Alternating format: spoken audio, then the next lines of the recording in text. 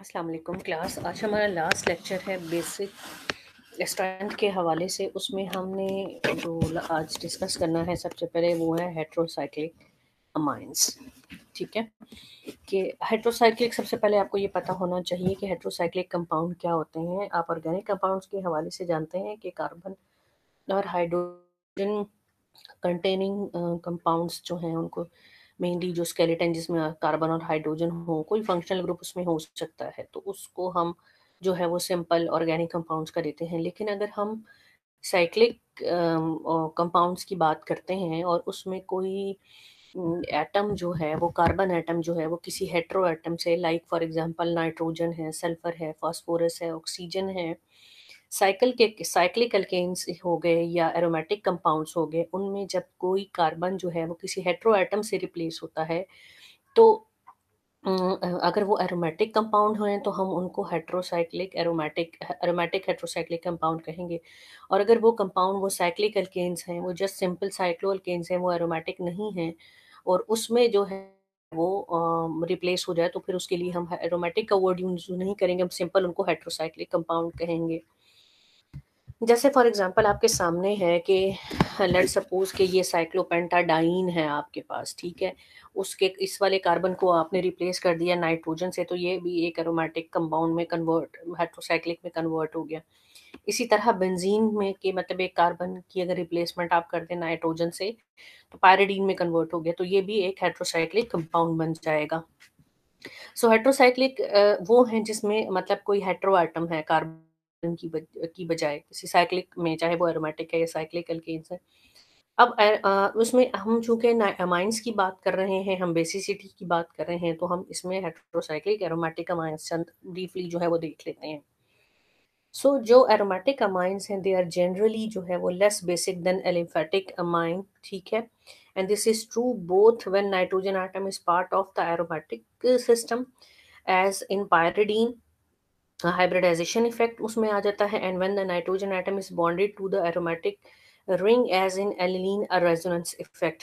ठीक है कि एलिफेटिक अमाइंस के मुकाबले में एरोमेटिक अमाइंस जो हैं वो एरोमेटिक अमाइंस हो या हेट्रोसाइक्लिक अमाइंस हो, वो दोनों एलिफेटिक के केस के मुकाबले में वीक होते हैं। चाहे एनिलीन का केस है जिसमें वो रिंग का हिस्सा नहीं है, ठीक है, लेकिन उसकी जो बेसिसिटी है वो कम इसलिए है क्योंकि नाइट्रोजन का जो लोन पेयर है वो रिंग के अंदर डीलोकलाइज कर रहा है, या अगर वो नाइट्रोजन एटम जो है वो रिंग का हिस्सा है, तो दोनों सूरतों में उसकी बेसिक स्ट्रेंथ जो होगी वो एलिफेटिक अमाइन से कम होगी। So to determine the relative basicity of nitrogen heterocycles that are also aromatic, we must know whether the nitrogen lone pair is part of the aromatic system or not. अब देखिए इसमें दो possibilities हो सकती हैं। एक पॉसिबिलिटी ये होती है कि जो नाइट्रोजन का लोन पेयर है क्या वो उस कंपाउंड के एरोमेटिक सिटी में कंट्रीब्यूट कर रहा है या वो नहीं कर रहा। यानी जैसे कि आप हक्कल रूल के हवाले से आप जानते हैं, तो क्या वो लोन पेयर उस हक्कल रूल को फुलफिल करने में इस्तेमाल हो रहा है या वो नहीं रहा हो रहा, तो उसके हवाले से उसकी जो बेसिसिटी है वो बहुत ज़्यादा उस पर डिपेंड कर रही होगी। क्योंकि देखो जब लोन पेयर नाइट्रोजन का इन्वॉल्व होगा ना एरोमेटिक सिस्टम को रिटेन करने में या एरोमेटिसिटी को रिटेन करने में, या यूं कह लें कि हक्कल रूल को फुलफिल करने में, तो वो आपको पता है एरोमेटिसिटी में क्या होता है, रेजोनेंस स्टेबलाइज होते हैं, एक्स्ट्रा स्टेबिलिटी आती है।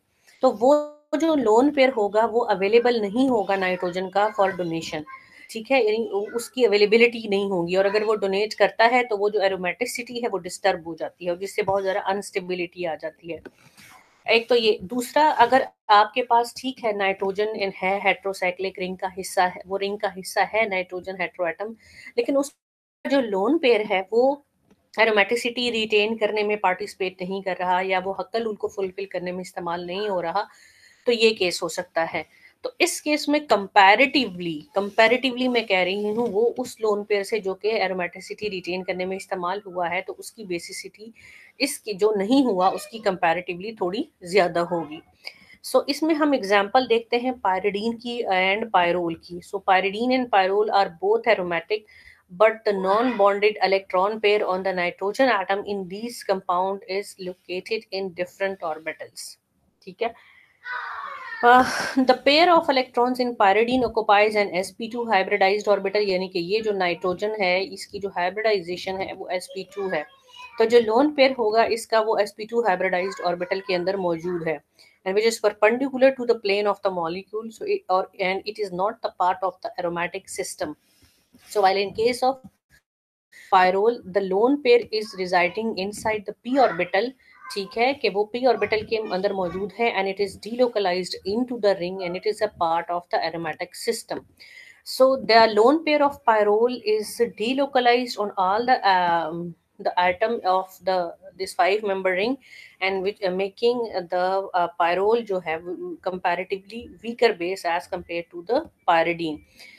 वही जो बात जो मैंने एक्सप्लेन की थी कि ये वाला जो लोन पेयर है वो sp2 हाइब्रिडाइज्ड ऑर्बिटल के अंदर मौजूद है। ये लोन पेयर जो है ना तो डीलोकलाइजेशन में इन्वॉल्व है, ना ही इसमें एरोमेटिसिटी में इन्वॉल्व है।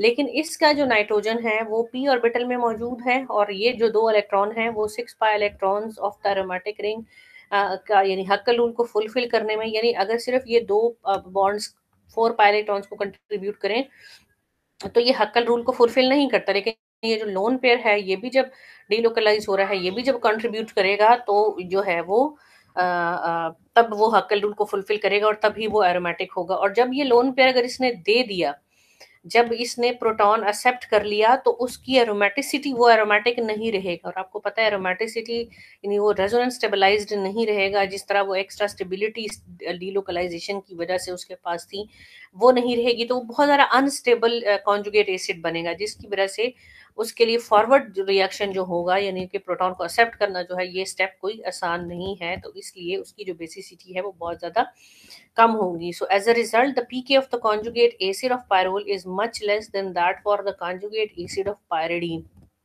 ठीक है कि इस फॉर्म में उसका एग्जिस्ट करना बड़ा मुश्किल है, क्योंकि उसकी जो एरोमेटिसिटी है वो रिटेन नहीं हो रही। जो है जैसे कि पीछे हमने देखा भी कि मतलब ये जो है वो lone pair sp2 hybrid orbital के अंदर जो है वो मौजूद है, ठीक है। और उसने जो है जब प्रोटॉन एक्सेप्ट किया और पाइरिडीनियम आयन में कन्वर्ट हुआ तो उसकी जो एरोमेटिसिटी थी वो मेंटेन रही, इवन दो उसने प्रोटॉन भी कर लिया, वो उसकी एरोमेटिसिटी पे कोई फर्क नहीं पड़ा, उसकी स्टेबिलिटी पे कोई फर्क नहीं पड़ा। मतलब जो रेजोनेंस की वजह से, जो एरोमेटिसिटी की वजह से उसके स्ट्रक्चर में थी। सो रेजोनेंस जो है effect also increase the basicity of pyrrole. Pyrrole is very weak base और उसकी जो पीकेबी वैल्यू है वो बहुत हाई है। पीकेबी वैल्यू उसकी मैं बात कर रही हूँ। जैसे कि हमने डिस्कस किया कि ये वाला जो इलेक्ट्रॉन पेयर है ये 2p ऑर्बिटल के अंदर मौजूद था और ये एरोमेटिक सेक्सटेट का हिस्सा है, और जब ये प्रोटॉन जो है वो एक्सेप्ट करेगा यानी जब लोन पेयर डोनेट करेगा तो एनर्जेटिकली अनफेवरेबल होगा due to loss of aromaticity. So aromaticity will be lost when it is protonated. So pyrole's lack of base strength can be understood by noticing that the lone pair on the nitrogen atom जो है वो is in sp2p orbital and is part of the aromatic state of electrons. So as a result, a protonated pyrrole cannot maintain aromaticity because the protonated nitrogen would be sp3 hybridized and therefore would be only 4 pi electrons remaining in violation of Huckel aromaticity rule.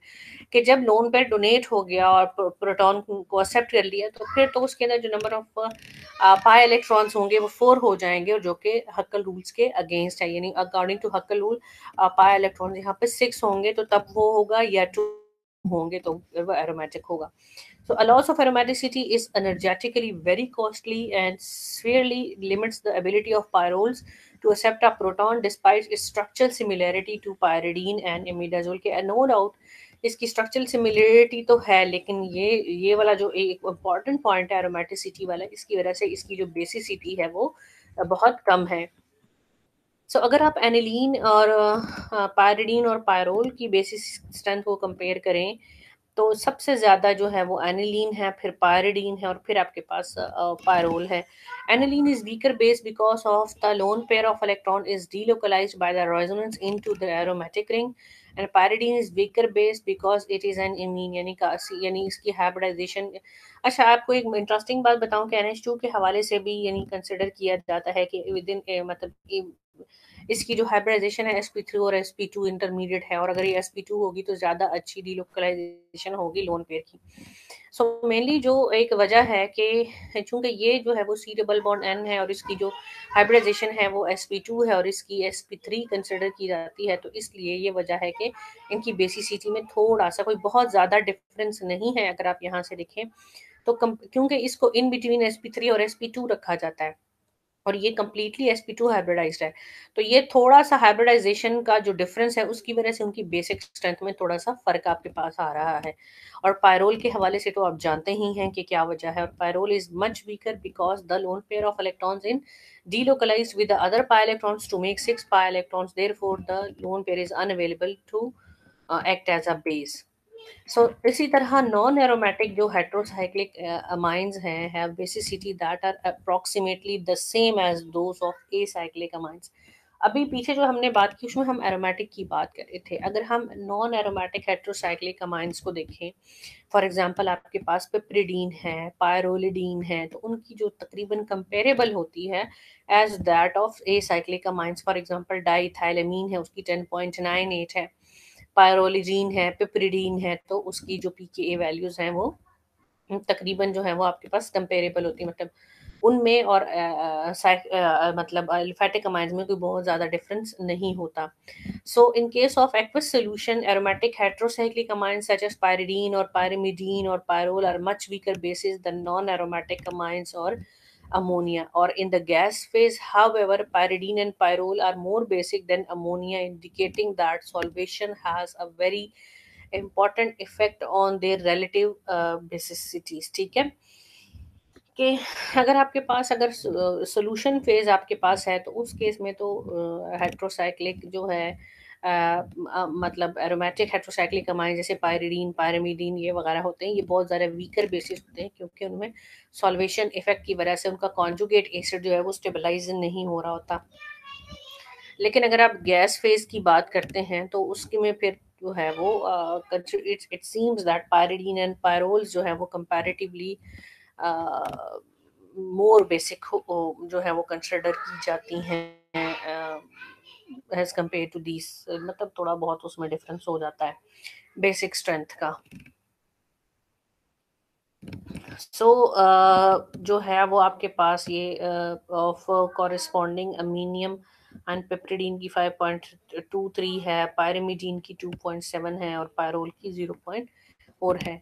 So pyridine और पिप्रिडीन की अगर हम consider करें तो definitely पिप्रिडीन जो है वो ज़्यादा बेसिक होगा एज कम्पेयर टू पायरिडीन। एक तो यहाँ पे नाइट्रोजन sp3 हाइब्रिडाइज्ड है और यहाँ पे जो है वो sp2 हाइब्रिडाइज है, तो उसकी वजह से जो है वो एरोमेटिक है और ये एलिफेटिक के सेंस में आ जाएगा, तो इसलिए उसकी बेसिसिटी ज़्यादा होगी। सो नॉन एरोमेटिक हेट्रोसाइक्लिक जो कंपाउंड्स हैं, for example piperidine, are similar in basicity to alkyl amines. So when nitrogen is part of an aromatic ring, however, its basicity decreases. Pyridine, for example, resemble aryl amines in being almost 1 million times less basic than piperidine. So pyridine non-bonding electrons are less available for bonding to a proton. Pyridine does not lose its aromaticity on protonation. However, it is a much stronger base than जो है वो pyrrole है, जो कि already हम पीछे देख भी चुके हैं। सो पिप्रिडीन और पायरिडीन जो है ये, जैसे कि मैंने आपको बताया था कि मेन एक वजह इसमें ये है कि sp3 हाइब्रिडाइज में है और sp2 हाइब्रिडाइज ऑर्बिटल के अंदर मौजूद है, और हाइब्रिडाइजेशन में हमने एसिडिटी में देखा था कि जितना ज़्यादा एस कैरेक्टर होगा उतनी एसिडिटी बढ़ेगी, लेकिन जितना कम एसिडिक एस कैरेक्टर होगा उसमें उलट हो जाएगा। बेसिसिटी के केस में बेसिसिटी उतनी इंक्रीज करेगी। So pyridine is a weaker base than piperidine जो है, because its non-bonded pair of electron resides in an sp2 hybridized orbital. Although pyridine is an aromatic amine, its lone pair is not part of the delocalized pi system. So its basicity is determined by the hybridization of its nitrogen atom. So as a result जो है वो the pK value for the conjugate acid होगा जो pyridine का, it will be much lower than that of the conjugate acid of the piperidine, as it is mentioned here. कुछ nitrogen containing heterocyclic है और उनकी ऑर्डर ऑफ बेसिसिटी है। आपके पास पिपरिडीन है, मीडाजोल आपके पास आ जाता है, पायरिडीन है और पायरोल वगैरह है। सो यहाँ पे कुछ एक्सप्लेनेशन है अब इमिडाजोल के हवाले से कि उसकी जो बेसिसिटी है वो क्यों कंपैरेटिवली थोड़ी ज़्यादा है। So both imidazole and pyridine are aromatic and they are flat cyclic molecules with 6 pi electrons की aromaticity के characteristics बताए गए हैं। जो मैंने बताया था कि planar हो, cyclic हो, अक्ल को fulfill कर रहा हो, conjugated system हो। So imidazole has one lone pair that is and one that is not involved in the aromaticity। अब उसमें क्या है कि आपके पास दो नाइट्रोजन है। अब दोनों और 5 मेंबर मतलब हेट्रोसाइक्लिक है, तो उसमें एक नाइट्रोजन का जो लोन पेयर है वो इन्वॉल्व होगा एरोमेटिसिटी में और एक बिल्कुल वैसा बिहेव करेगा जैसे कि पायरिडीन का नाइट्रोजन बिहेव कर रहा है। So like this lone pair is in an sp2 orbital and is not involved with the aromaticity of the ring। Protonation जो है वो यहाँ पे होगी। And this lone pair is in a p orbital contributing to the 6 pi electrons in the aromatic ring।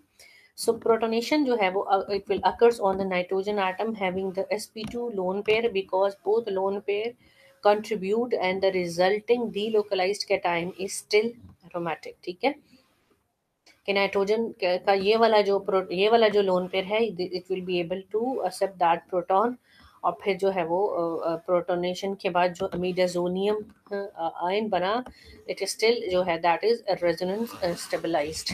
ठीक है और it is still aromatic and resonance stabilized। So pyridine is also protonated on its sp2 lone pair it's the only nitrogen available in pyridine, so and the pyridinium ion is also aromatic and it still has three conjugated pi bonds in the ring as we have seen in our last slides। So this contrasts to pyrrole in which the lone pair on the only nitrogen atom is needed to complete the six aromatic pi electron and is therefore delocalized around the ring। So protonation, if it occurs at all, occurs on the carbon rather than on the nitrogen since the cation is then delocalized, uh, but the cation is no longer aromatic. There is a saturated CH2 group interpreting the conjugation and so pyrrole is not at all basic। कि हम इसकी aromaticity बहुत detail में देख चुके हैं कि अगर प्रोटोनेशन लेट सपोज होती है और वो कार्बन पर होती है यानी तो उस केस में भी क्या होता है कि वो CH2 जो है वो में कन्वर्ट हो जाता है तो वो एक नॉन एरोमेटिक कैटायन में होगा यानी कि फिर भी वो नॉन एरोमेटिक ही रहेगा क्योंकि उसमें अब एक CH2 जो है वो इंटरवीन कर रहा है, वो डीलोकलाइजेशन नहीं हो सकती। सो ये कंपैरिजन था बेसिसिटी ऑफ मिडाजोल एंड पायराजोल का जो कि आपको जो है वो मैंने पीछे काफ़ी डिटेल में जो है वो इस चीज़ को हम जो है वो एक्सप्लेन कर चुके हैं मिडाजोल के केस में भी और पायराजोल की एक्सप्लेनेशन भी मैं आपको काफ़ी डिटेल में जो है वो दे चुकी हूँ।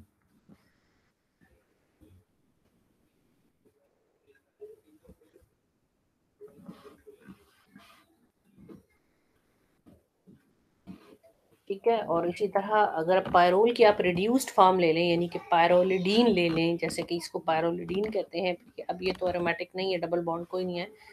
So thus pyridine is much more basic than pyridine and pyrrole having pKa 11 पर may also be close to diethyl amine। तो अब ये aromatic नहीं रहा उसका कोई लेना देना नहीं रहा ये एलिफेटिक की तरह बिहेव करेगा तो उसकी जो बेसिक स्ट्रेंथ होगी वो बढ़ जाएगी। So in quinine, the unshared electron pair is again in sp3 orbital and pKa very much close to the triethyl amine। इसकी हम बात करें कि साइक्लिक अमीन्स जो हैं उनकी तकरीबन वैसे ही होती है जैसे आपके पास एलिफेटिक अमाइंस की होती है। कुछ सैम्पल प्रॉब्लम्स हैं आपके पास। Select the stronger base in each pair of amines. उसमें आपके पास आ जाता है पायरिडीन है और ये मॉर्फोलिन है कि इनमें से बेसिसिटी अब आपने जो है वो उसका सोल्यूशन आप है तो सही यहाँ पे लेकिन आपने खुद पहले सोचना है कि इसमें किसकी बेसिक स्ट्रेंथ ज़्यादा है और क्यों होगी फिर आपने सोल्यूशन की तरफ जाना है। दूसरी तरफ आपके पास टेट्रा हाइड्रो आइसो क्विनोलिन है। ठीक है और टेट्रा हाइड्रो क्विनोलिन है आइसो और ये टेट्रा हाइड्रो सिंपल। तो इसमें आपने देखना है कि किसकी बेसिक स्ट्रेंथ जो है वो ज़्यादा होगी सोल्यूशन की तरफ आपने बाद में देखते हैं, पहले आपने खुद इन पे सोचना है कि इनमें किसकी बेसिक स्ट्रेंथ जो है वो ज़्यादा होगी। इसी तरह एक और सैम्पल प्रॉब्लम है आपके पास, when nitrogen atom in chloroquine is the strong, which nitrogen atom in the chloroquine is the strongest. और क्लोरोक्वीन क्या है कि since 1945 chloroquine has been used to treat malaria and infectious disease caused by a protozoan parasite that is spread by the Anopheles mosquito. तो आप जो है ये इसके बारे में तो खैर आप डिटेल में जानते ही होंगे। तो इसमें उनके पास ये वो 3 डिफरेंट नाइट्रोजन अवेलेबल हैं। अब आपने देखना ये है कि इनमें सबसे ज़्यादा बेसिक जो है वो कौन है। इसी तरह एक और सैम्पल प्रॉब्लम है, which nitrogen atom in each drug is more basic. ठीक है, एक ड्रग है और it is use to treat Alzheimer's disease. ये एंटी मलेरियल ड्रग है और ये एंटी जो है हिस्टामीन जो है, ये आपके पास जो है वो डिफरेंट ड्रग्स हैं। उनमें विच नाइट्रोजन एटम जो है वो लाइक इस दोनों में ज़्यादा बेसिक कौन होगा, फिर इनमें कौन है और फिर इन दोनों में से कौन होगा, ये आपने इस पर सोचना है। सो ये इन प्रॉब्लम्स के तो सोल्यूशन अवेलेबल हैं आपके पास। देन नेक्स्ट प्रॉब्लम है, ranking of set of the compounds in order of increasing basicity. के हाइड्रोक्सालाइन मतलब सोडियम हाइड्रोक्साइड, अमोनिया, CH3NH2 और ये एनिलीन है आपके पास। इसमें सबसे ज़्यादा बेसिक कौन होगा, आपने खुद सोचना है कि कौन और क्यों जो है वो ज़्यादा बेसिक होगा इसमें। अब हम बात करते हैं अल्काइल अमाइंस की और अमाइड की। अमाइड आपको जानते हैं कि सी डबल बॉन्ड ONH2, ये फंक्शनल ग्रुप जिनमें होता है उसे हम अमाइड कहते हैं। अब यहाँ पर भी तो नाइट्रोजन है, तो इसकी बेसिसिटी अल्काइल अमाइंस के मुकाबले में क्या होगी, स्ट्रांग होगी, वीक होगा, क्या होगा। So in order to compare the basicity of an alkyl amine and an amide, we must once again compare the availability of the non-bonded electron pair on the nitrogen atom। जब आपके पास होगा alkyl amine होगा, the electron pair जो होगा वो localised होगा nitrogen atom के ऊपर। लेकिन अमाइड के केस में the electron pair will be dually localised on the carbonyl oxygen via resonance effect, और जिसकी वजह से जो इलेक्ट्रॉन डेंसिटी होगी वो नाइट्रोजन के ऊपर जो है वो कम होगी and it will be less basic. For example ये जो लोन पेयर है, चूंकि कार्बोनाइल एक इलेक्ट्रॉन विदड्राइंग ग्रुप भी है, तो एक इंडक्टिव इफेक्ट के थ्रू भी और रेजोनेंस दोनों के थ्रू जो है ये डीलोकलाइज होगी इनटू द कार्बोनाइल ग्रुप, जिसकी वजह से इसके ऊपर से जो अवेलेबिलिटी ऑफ इलेक्ट्रॉन है वो डिक्रीज हो जाएगी। सो अमाइड्स जो है अल्काइल अमाइंस के मुकाबले में आर मच लेस बेसिक होंगे than amines, because the electron जो है वो pair on the nitrogen is delocalised. So in fact amides are not much more basic than any carbonyl compound. When an amide is treated with acid, protonation जो होती है occurs at the carbonyl oxygen, यहाँ पे होती है, not the nitrogen, because the resulting cation is resonance stabilized and the product of protonation of the NH2 group cannot be resonance stabilized। ये बात बताने का मकसद ये है कि अगर आप इसको किसी एसिड के साथ ट्रीट करते भी हैं तो ये जो NH2 है, जब इसकी प्रोटोनेशन होगी तो वो रेजोनेंस स्टेबलाइज्ड नहीं होगा स्ट्रक्चर, और NH3 पॉजिटिव जब बनेगा यानी जो कॉन्जुगेट एसिड होगा और पीछे उसके कार्बोनाइल इलेक्ट्रॉन विथड्रॉइंग ग्रुप भी अटैच है और वो भी मजीद अपनी तरफ इलेक्ट्रॉन विथड्रॉ करेगा, तो ये बहुत ज़्यादा अनस्टेबल हो जाएगा। लेकिन इसके मुकाबले में अगर वो कार्बोनाइल वाला ऑक्सीजन जो है उस पर वो होगा, प्रोटोनेशन होगी, तो कंपैरेटिवली ज़्यादा स्टेबल होगा। So amides are far less basic than amines. Then the pK of the conjugate acid of typical amide is about 0. So the lower basicity of amides when compared to the amines can be understood in terms of the resonance or inductive effect, as I told you in your last slides. An amine is stabilized by the resonance involving the non-bonding pair of electrons on the nitrogen atom. And however, an amide protonated on its nitrogen atom lacks this type of resonance stabilization। And जो है वो आपके पास इन structures को जरा देखें कि जैसे कि मैंने पीछे आपको समझाया भी है कि अगर आपके पास ये एसिडिक मीडियम में होगा तो प्रेफरेबल जो पाथवे है वो ऑक्सीजन की प्रोटोनेशन होगी, क्योंकि उससे बनने वाला जो रिजल्टेंट स्ट्रक्चर होगा वो रेजोनेंस स्टेबलाइज्ड होगा। जबकि यहाँ पे NH2 की प्रोटोनेशन हुई तो वो NH3 में कन्वर्ट हो गया। It is not resonance stabilised, stable नहीं है, पीछे एक इलेक्ट्रॉन विथड्रॉइंग ग्रुप भी अटैच है। लेकिन अगर प्रोटोनेशन इस ऑक्सीजन पर होगी तो यहाँ पे वो रेजोनेंस स्टेबलाइज्ड है। ठीक है, तो इसलिए जो है वो ज़्यादा पॉसिबिलिटी और प्रेफर पाथवे जो है दिस वन है. However, a more important factor accounting for amides being weaker bases than amines is the powerful electron withdrawing effect of the carbonyl group, as I told you. And this effect is also shown by the electrostatic potential map for the ethylamine and acetamide as shown in this the figure. ठीक है, सो के किस तरह से जो electronic density है इथाइलामीन के case में वो नाइट्रोजन के पास ही लोकलाइज है, लेकिन एसीटामाइड के केस में वो जो है वो इलेक्ट्रॉन किसकी तरफ है, ज़्यादा ऑक्सीजन की तरफ इंस्टेड ऑफ नाइट्रोजन के पास.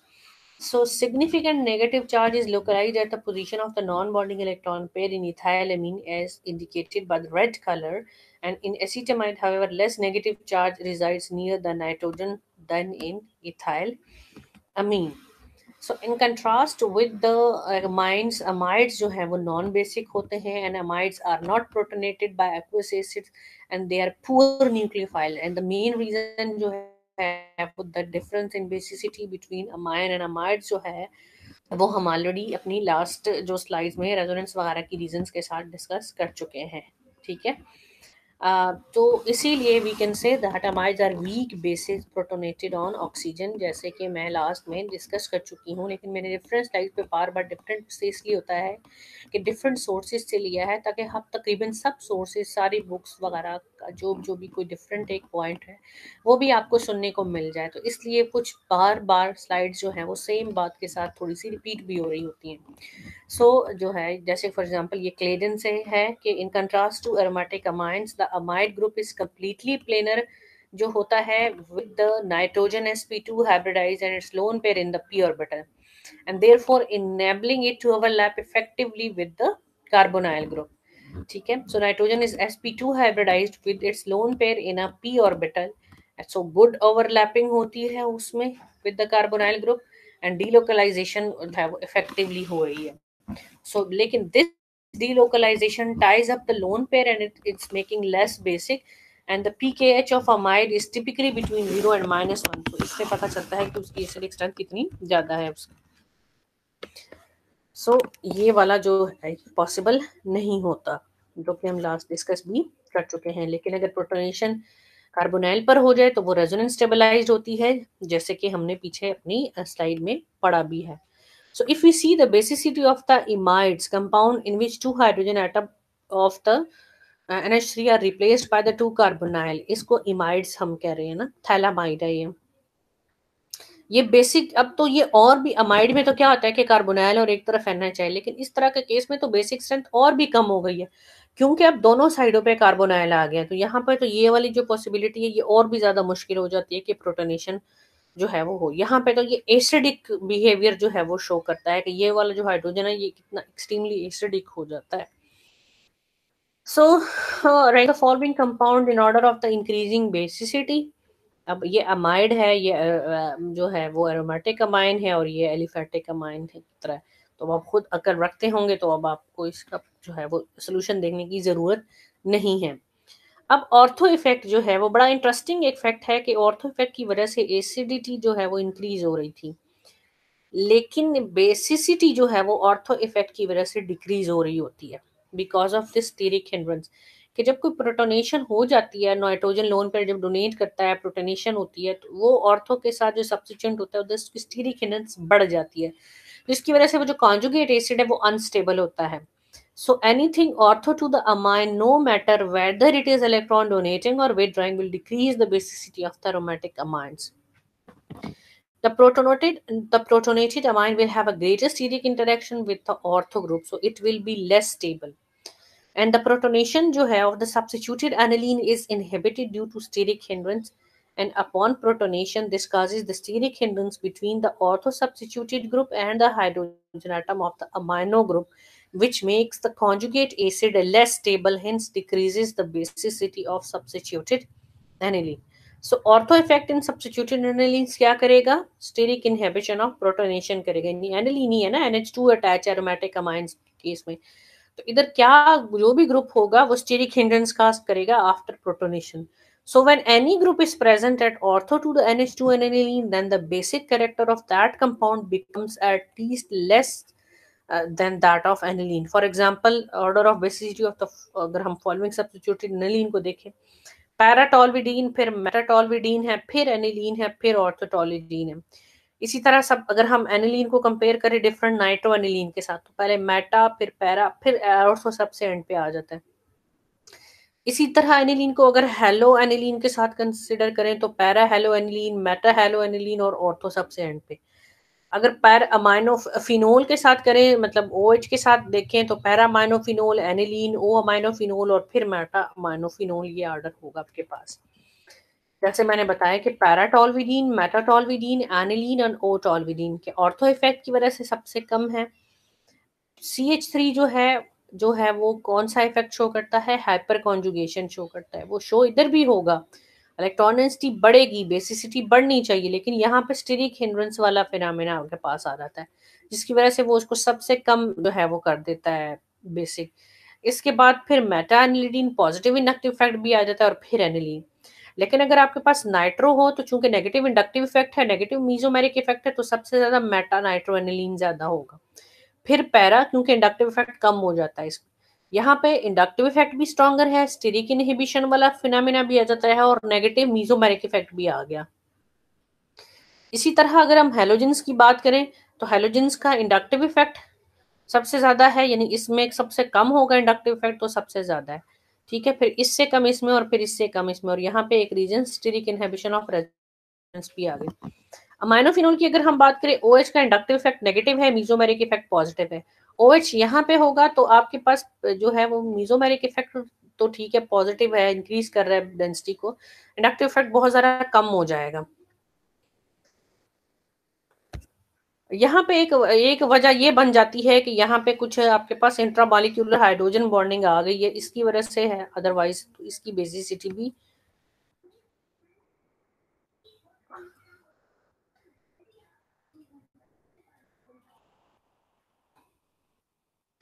पैरामाइनोफिनोल है, एनिलीन है, फिर ऑर्थोमाइन. इसकी जरा बेसिसिटी जो है ना, आप लोग चेक करके मुझे बताइएगा कि ये इससे ज्यादा है या इससे कम बेसिसिटी पे होगा. ये वाला जो है ना आप लोगों ने मुझे बताना है. ठीक है, इधर इसकी कंपैरेटिवली ज्यादा, एक तो ये है कि OH का मीजोमेरिक इफेक्ट भी पॉजिटिव है, दूसरा ये हाइड्रोजन बॉन्डिंग की वजह से थोड़ा एक्सेप्शनल केस आ जाता है, अदरवाइज इसकी कम होनी चाहिए थी. Basicity of some amines is increased, ये इसकी बेसिसिटी आप लोग इसकी पीके वैल्यूज वगैरह जो है ना, वो पीके भी मुझे चेक करके आप लोगों ने देख के बतानी है. तो basicity of some amines is increased by inhibition of resonance or steric inhibition of pi electron delocalization. Steric inhibition of resonance आपने पढ़ा होगा. क्या होता है कि ये जो नाइट्रोजन है, ये जब हम इसके साथ यहाँ पे एल्काइल ग्रुप अटैच होते हैं या इधर ऑर्थो पे होते हैं, तो क्या होता है कि डी जो नाइट्रोजन का लोन पेयर है वो रिंग के अंदर डीलोकलाइज नहीं कर पाता, जिसकी वजह से जो है वो उसकी जो अवेलेबिलिटी है या डोनेशन है वो कंपैरेटिवली आसान हो जाती है. तो इस तरह का भी होता है, ये आपने स्टेरिक इनहिबिशन ऑफ रेजोनेंस में पढ़ा भी होगा. So now we compare the basicity of two substituted anilines such as 2,4,6 trinitro and then dimethyl है और 2,4,6 trinitroaniline है. So अब आपने इस पर सोचना है कि क्या है, दोनों में से बेसिसिटी इसकी ज्यादा है तो क्यों है? क्योंकि CH3 और ऑर्थो पे ये नाइट्रो ग्रुप है, ये दोनों के अंदर स्टीरिक हिंड्रेंस का फिनोमेना होगा, और नाइट्रोजन का जो लोन पेयर है वो डीलोकलाइज नहीं करेगा रिंग के अंदर, जिसकी वजह से जो है वो उसकी बेसिक स्ट्रेंथ जो है वो कंपैरेटिवली बढ़ जाती है. ये डिटेल आप यहाँ से इसको समझ भी लीजिएगा, और ये आपने phenomena already steric inhibition of resonance में डिस्कस भी किया होगा. ठीक है,